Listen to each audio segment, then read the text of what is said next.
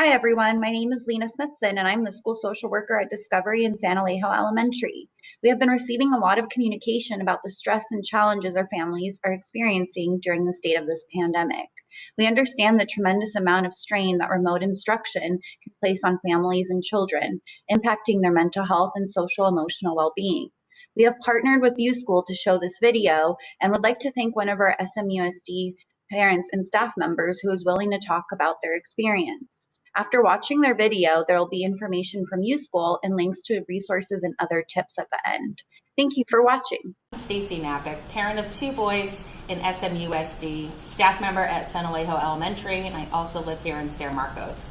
I'm here to talk about the reality of the challenges that we are facing as families today. It's definitely been stressful, and the struggle is for sure real. Families are having to balance work life, remote learning, childcare issues, and this can no doubt leave us feeling very overwhelmed. Personally, I'm the most concerned about the socialization my boys are having right now. They're really missing their friends and that peer connection. I know that it's also been a challenge as a parent to balance the elementary versus secondary workload and schedule.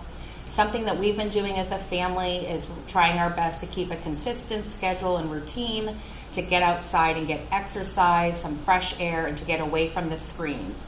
I know that everyone can handle stress differently. Some of us may shut down, some of us may explode.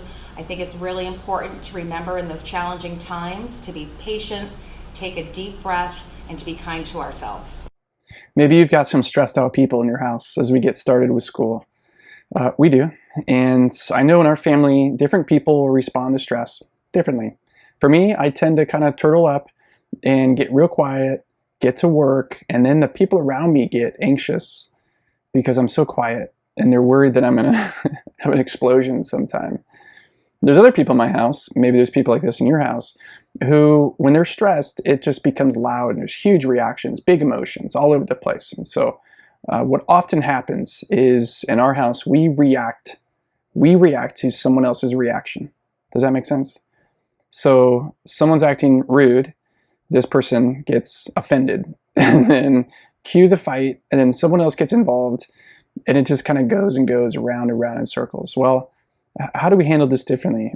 One thing we need to know as parents, our kids need to learn the life skill of stress management and to recognize when they're having stuff going on the inside, what they can do, other options for how they can express anxious feelings, overwhelming feelings, angry feelings in a way that's helpful and doesn't hurt people around you, and there's no poor choices that are made. So here's the kind of tip of the day. Be curious. Act with curiosity first. That's your first step. What if that was our first step as parents? When we see our kid having a big reaction, to ask ourselves the question and even to ask them, hey, what's going on? I'm curious, what's going on? I'm curious, what's going on underneath the surface that is prompting you to act like this? Because when we deal with our kids' stressful reactions as though they're behavior issues, behavior problems, moral issues, it doesn't get resolved. Our kids, when they're stressed, their brains are kind of hijacked and they're thinking in this kind of fight or flight or freeze mode, and any sort of rational interjection, hey, we don't act that way, or that's not right. It's actually their brains don't really have the capacity to absorb that until later on, until after they've calmed down. So check in with your kid, be curious, and maybe go through the HALT. I wonder if they're hungry. I wonder if they're feeling angry about something. I wonder if they're feeling lonely and disconnected. I wonder if they're tired. HALT. Works with toddlers. It works with elementary and middle school and high school kids. It works with me and you too. So get curious about your kids' stressful reactions before you react.